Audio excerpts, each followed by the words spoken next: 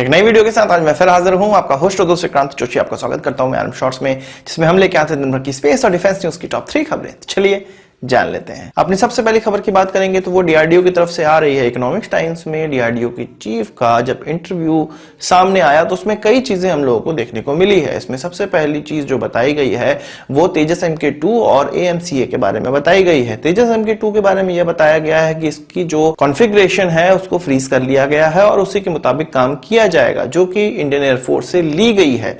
इसके अलावा उन्होंने AMCA के बारे में यह बताया कि जब इसके लिए ऑफिशियल कंफर्मेशन मिल जाएगी गवर्नमेंट की तरफ से, इस प्रोजेक्ट को पास कर दिया जाएगा। तो 5 सालों का समय लगेगा इसके पहले प्रोटोटाइप को उड़ाने के लिए। उनका यह भी कहना था कि AMCA किसी दूसरे देश के एयरक्राफ्ट से कंपेयर करने के लिए नहीं बनाया जा रहा है। ये केवल और केवल इंडियन एयरफोर्स की जो बताई गई चीजें होंगी, जो क्वालिटी उनको चाहिए होगी, उसके हिसाब से ही डेवलप किया जाएगा। उसी स्पेसिफिकेशन का इस्तेमाल किया जाएगा जो इंडियन एयरफोर्स के द्वारा दी गई होगी। जनरली हम लोग कंपेयर करते हैं कि इसको 5th जनरेशन एयरक्राफ्ट, चाहे वो अमेरिका का हो या चाइना का हो या रशिया का हो, पर डीआरडीओ ने यह कहा है, उसके चीफ ने यह कहा है कि इस प्रकार की कोई भी चीज नहीं होगी, या केवल और केवल इंडियन एयरफोर्स द्वारा जो स्पेसिफिकेशन दिए गए होंगे उसके मुताबिक डेवलप किया जाएगा। इसके अलावा उन्होंने radar, missiles, air defence system, armament, इन सभी चीजों पर अपने वक्तव्य दिए और यह कहा कि 5 सालों का उन्होंने टारगेट बनाया हुआ है। 5 सालों के भीतर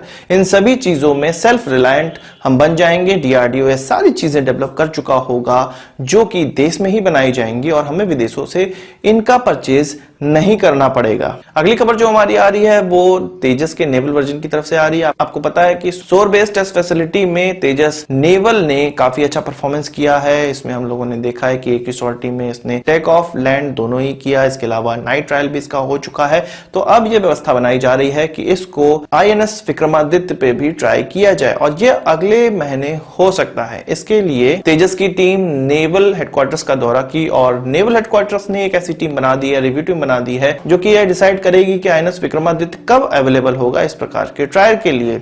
इस प्रकार के ट्रायल के लिए INS विक्रमादित्य कुछ 1 महीनों के लिए चाहिए और ये कहा जा रहा है कि इसको INS हंसा के पास डॉक किया जाएगा, ताकि यदि तेजस नेवल वेरिएंट इस एयरक्राफ्ट कैरियर पे नहीं उतर पाता है या कोई उसको प्रॉब्लम होती है, इमरजेंसी का केस आता है, तब जाके इस सोर बेस टेस्ट फैसिलिटी में इसको उतारा जाएगा। तो तेजस नेवल वेरिएंट पे अब गवर्नमेंट ज्यादा ध्यान देने लगी है, ADA ज्यादा ध्यान देने लगी है, डीआरडीओ ज्यादा ध्यान देने लगी है और हम जल्द ही इसके एक अच्छे नतीजे को देखेंगे। फेज 1 में केवल और केवल इसका लैंडिंग और टेक ऑफ किया जाएगा। अब बात करेंगे फिर से डीआरडीओ की। डीआरडीओ एक असॉल्ट गन डेवलप करने जा रहा है या कर रहा है, जो कि 6.8 mm वाली होने वाली है। इससे पहले हमने देखा है कि 5.56 mm वाली हम लोगों ने राइफल इस्तेमाल की है, ऑर्डिनेंस फैक्ट्री बोर्ड द्वारा बनाई गई वाली, और हम करंट में 7.62 mm वाले राइफल्स को इंडक्ट कर रहे हैं। हमने ये मन बनाया हुआ है। इसके लिए हमने कई राइफल्स को सिलेक्ट भी कर लिया है, जिसमें कि AK-203 भी शामिल है। पर वहीं देखा गया है कि अमेरिकन जो आर्मी है वो 6.68 mm वाली राइफल्स को,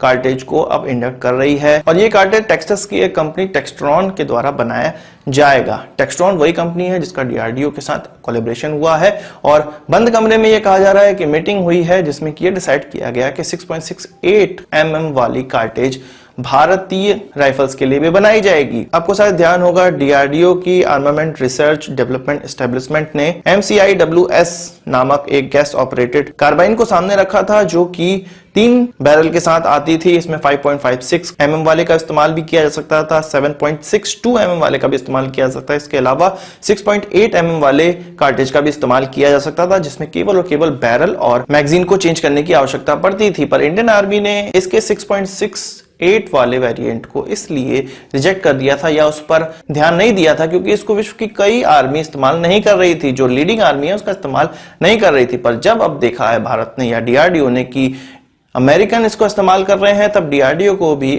अब इसको डेवलप करने का मन होने लगा है। तो ये देखा देखी जो गोरी चमड़ी को हम लोग देख के अपने प्रोडक्ट को मेजर करते हैं, अपनी रिक्वायरमेंट बनाते हैं, वो बहुत ही गलत है। अब बात करेंगे डीआरडीओ के रिमोटली ऑपरेटेड व्हीकल की, जिसको राष्ट्रीय राइफल देना चाहती है और इस प्रकार के व्हीकल को कुछ 500 की संख्या में लेने का मन बनाया हुआ है राष्ट्रीय राइफल्स ने, और इसका इस्तेमाल वो ऐसे स्थानों पर करना चाहते हैं जहां पर टेररिस्टों के बीच में पहली बार हमारे सैनिकों को जाना पड़ता है, जिससे कि सबसे ज्यादा कैजुअलिटी हमारे सैनिकों को देखने को मिलती है। और इस चीज से बचने के लिए इस प्रकार के रिमोटली ऑपरेटेड जो रोबोटिक व्हीकल्स होते हैं उनके माध्यम से किसी भी टेररिस्ट को ट्रैक किया जा सकता है, उनको न्यूट्रलाइज किया जा सकता है। इसके अलावा किसी बड़ी जगह को अगर बम से उड़ाना है, ग्रेनेड से उड़ाना है, तो इस प्रकार की चीजें भी इस व्हीकल के द्वारा की जा सकती है। 500 की संख्या में राष्ट्रीय राइफल्स को इस प्रकार की चीजें चाहिए, जिसके लिए उन्होंने एक टेंडर नोटिस सामने रखा है। और मोस्ट प्रोबेबली ये कहा जा रहा है कि जो डीआरडीओ का दक्ष है उसका रिमोटली ऑपरेटेड व्हीकल का ही इस्तेमाल किया जाएगा इस प्रोक्योरमेंट में, क्योंकि राष्ट्रीय राइफल इससे पहले इसके प्रोटोटाइप का इस्तेमाल कर रही है और